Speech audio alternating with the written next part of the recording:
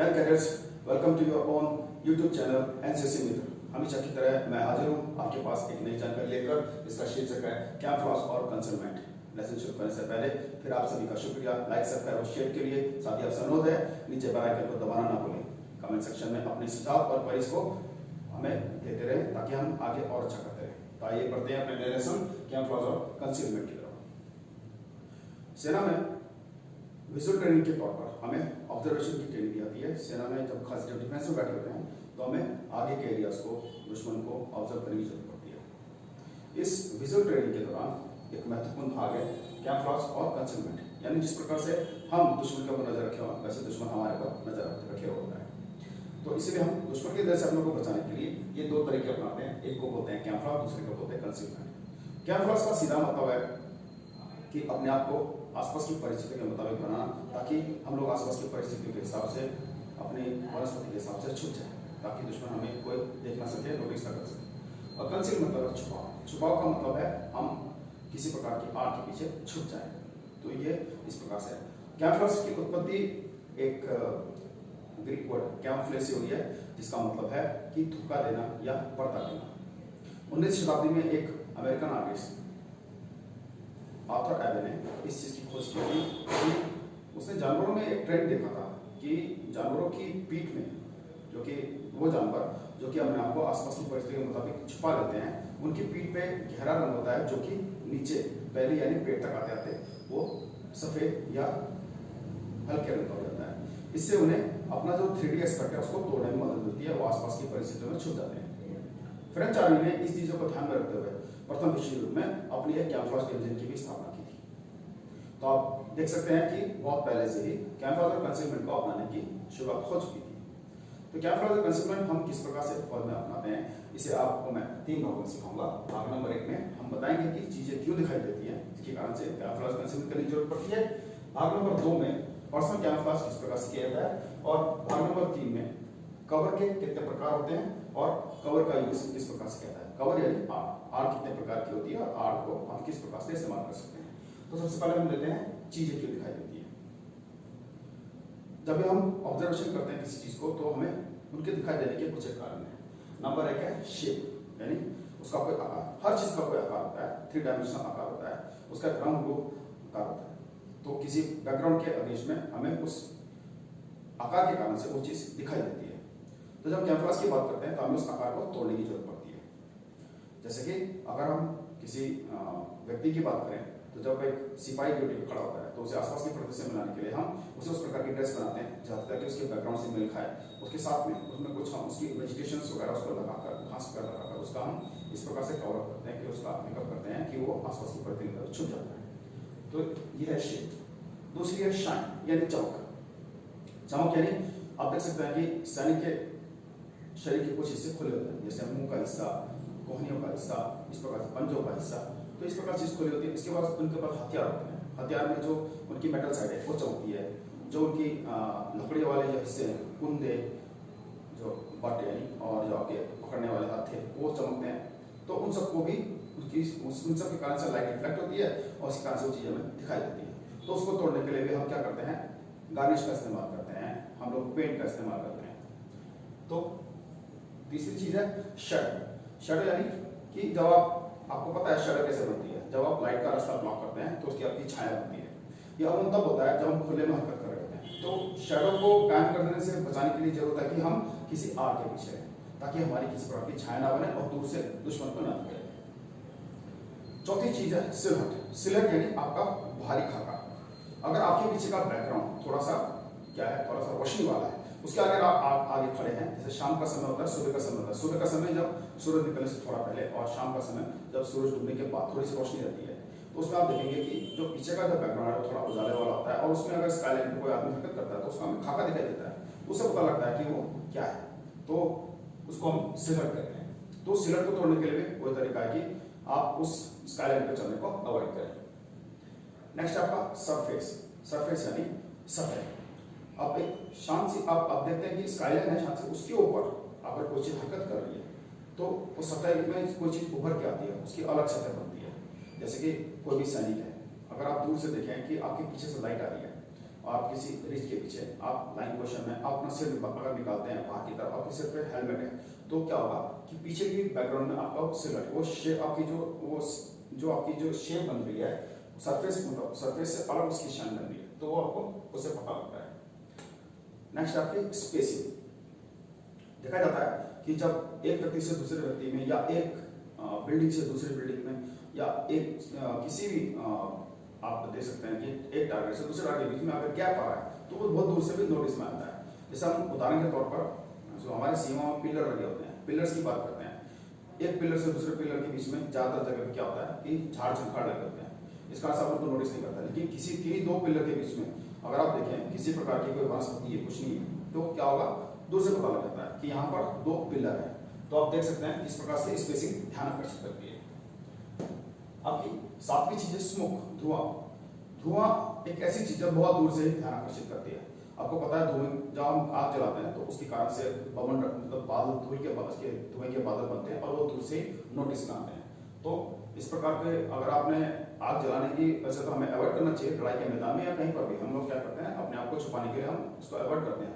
लेकिन अगर आग जला लिया आपने तो उसको थोड़ी बहुत जल्दी ही आप उसके जो अवशेष हैं उनको आप डिस्ट्रेट कर दें, उनको फैला दें। एक और चीज है जो कि आपका ध्यान आकर्षित करेगी हमेशा, जिसके कारण आपको चीज दिखाई देगी, आपका ध्यान आकर्षित होगा आवाज। आवाज के कारण से आपको दूर से पता लग जाएगा कि यहाँ पर कुछ है, तो आवाज भी ध्यान आकर्षित करती है। तो आवाज को भी रोकने के लिए अलग अलग प्रकार के हम तरीके अपनाते हैं। और आखिरी चीज है नौवीं चीज जो है मूवमेंट यानी हरकत। अगर कोई चीज कहीं पर रुकी हुई है तो आप उसको नोटिस नहीं करेंगे, लेकिन अगर वो चीज चलना शुरू कर दे, जैसे हम कहीं पर बैठे हुए हैं, दुश्मन हमको ऑब्जर्व कर रहा है, लेकिन हमने इस अच्छी प्रकार से अपनी उसकी कैमरास कर रखी है आसपास की सेटिंग से, दुश्मन हमें नहीं पहचान पाएगा। लेकिन आप जब चलना शुरू कर देंगे तो दुश्मन क्या कर सकता है, आपकी हरकत के कारण से आपको पहचान लेता है। और रात के समय में ये दो चीजें सबसे ज्यादा खतरनाक है, स्मोक और आपकी साउंड। यानी रात के समय आग दूर से दिखाई देगी, आप धुआं तो नहीं दिखाई देगा लेकिन आग दूर से दिखाई देगी अपनी चमक के कारण से। और साउंड यानी आवाज के कारण से भी आपको दूर से पता लग जाएगा यहाँ पर कुछ है। तो आप देख सकते हैं इस प्रकार की ये 9 चीजें हैं जिनके कारण से हमें चीजें दिखाई देती हैं। अब इनको देखते हुए हम क्या कर सकते हैं, पर्सनल कैमरास, यानी जब हम ड्यूटी पर खड़े होते हैं या हम अटैक में जाते हैं तो हम किस तरह से कैमरास कर सकते हैं खुद को। पहला है use of disruptive pattern and local vegetation.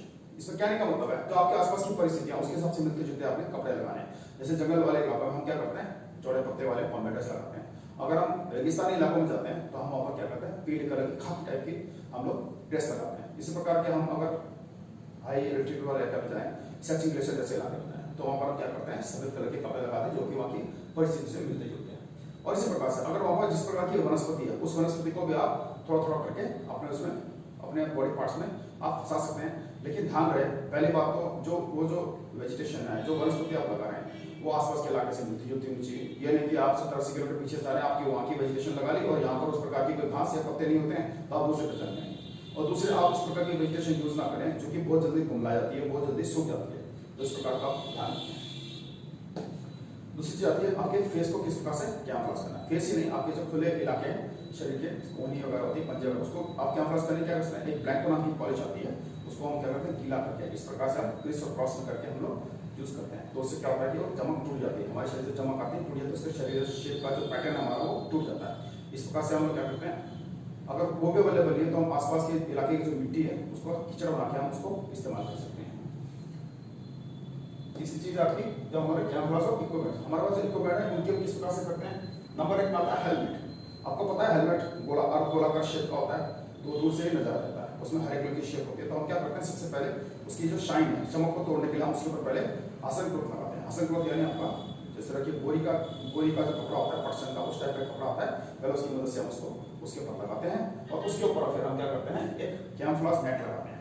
और उस कैमोफ्लेज नेट में हम 2.5 बाय 2.5 इंच के छोटे छोटे हम इसके आसन क्लॉथ के जो टुकड़े होते हैं हरे और खाकी रंग के, वो हम उसको लगाते हैं और साथ में हम लोकल वेजिटेशन भी लगाते हैं जिससे उसकी जो शेप है वो टूट जाती है। दूसरी चीज जो हमारे पास होती है पैक्स, यानी हमारे पास क्या होते हैं, छोले होते हैं, छोटा वाला झोला होता है, हैवरसेक पैक होता है, बड़ा वाला होता है, जीगर्ड पैक होता है। तो उसमें भी हम क्या करते हैं, हम लोकल वेजिटेशंस लगाते हैं और उसके जो मेटल वाले टुकड़े उनको हम पेंट करते हैं और उसमें हम छोटे छोटे आसन क्लॉथ के उसमें टुकड़े भी हम लगाते हैं जिससे कि उनकी शेप और ये पैटर्न पूरा टूट जाए। उसके बाद होता है कैमोफ्लेज ऑफ राइफल। राइफल क्या, राइफल में हम देखेंगे तो राइफल में 2 प्रकार के हिस्से हैं, एक मेटल वाला हिस्सा है और एक उसका आपका लकड़ी या प्लास्टिक वाला हिस्सा है। तो लकड़ी या प्लास्टिक वाले हिस्से में क्या करते हैं, गार्निश बांध देते हैं उसी कलर की, हरे कलर की या खाकी कलर की, जैसा कि आसपास का इलाका उसके हिसाब से, और उसके जो मेटल वाले हिस्से उस पर हम लोग पेंट कर देते हैं। तो उससे क्या होता है, उसकी चमक टूट जाती है। इसी प्रकार से कैमोफ्लेज एलएमजी का भी हम इसी प्रकार से ही हम कैमोफ्लेज करते हैं।